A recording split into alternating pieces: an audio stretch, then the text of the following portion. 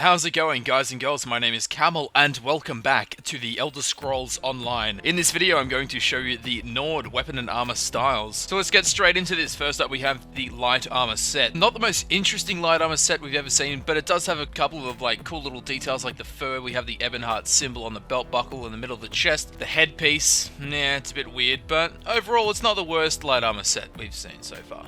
But overall, it's not the worst light armor thing we've ever seen. Now, next up for the armor sets, we have the medium armor set. Look at this thing, very barbaric, kind of wild hill tribe feel. Coming off this thing, the horns on that's pretty brutal. Wouldn't expect big horns like that on the medium armor set, but nonetheless, they are there. Again, we have that Ebonheart symbol on the belt buckle, really cool, and I love the way they've managed to fit the fur in there and make it look like it's meant to be there. I think with certain color combinations, that set would look pretty sick. Next up for the armor sets, we have the heavy armor set.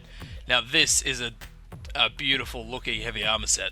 Look at all the details and all the, like the shin guards, the knee pads, that belt buckle. Just the overall design of this armor set is quite impressive. It does actually remind me somewhat of the Nordic carved armor that we saw in Skyrim. Pretty cool. I do like the helmet though. Very cool looking armor set.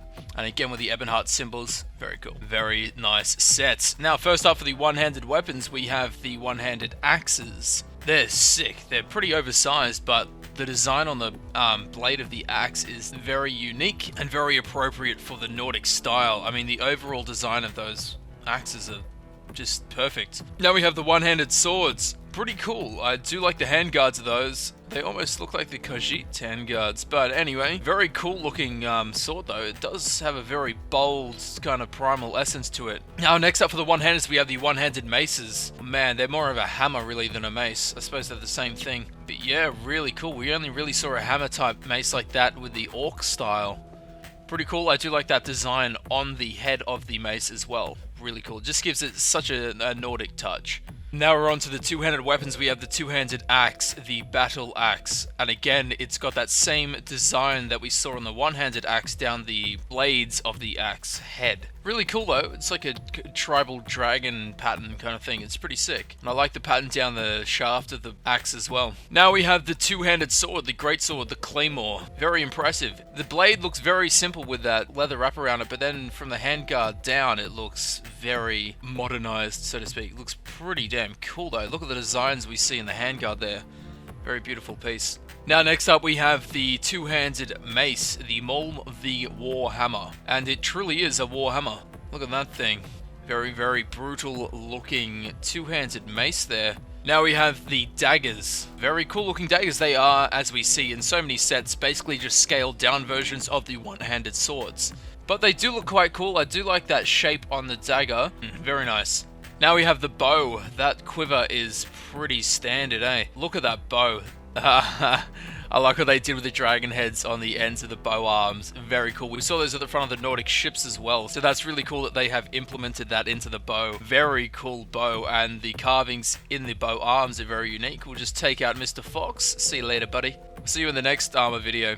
But yeah, overall, that's a pretty damn cool bow. Now, we are onto the staves. All four staves sharing this exact same skin. Pretty damn cool staff. Again, it's got the dragon head, or the whole dragon even, on there. Dragon serpent dragon. And I do love that blue gem that they have placed in the end. Like I said, in so many other videos, it just gives it such a more magical feel with the big gem in the end. Now, lastly, we have the shield. The shield by itself looks pretty standard, but with the set, it works. The circle shield, that design on the shield is pretty cool. But like I said, it doesn't have any real, shining factors. But with the set, it works for some reason. So well done there. And that is it for the Nord weapons and armor styles. I'm just doing these videos to help you guys out because in-game there's no real way to preview what you're going to be wearing, what your armor's going to look like. So essentially you have to craft all 14 sets and weapons to see which armor style you actually want to use, which is not the way to do it. So I'm just doing this to, in the long run, help myself and help as many as you as I can in the process. If you are interested in weapon and armor styles, be sure to check out the link in the description. It's a link to my playlist where I'm going to show you the different weapon and armor styles, like I said, just to help you guys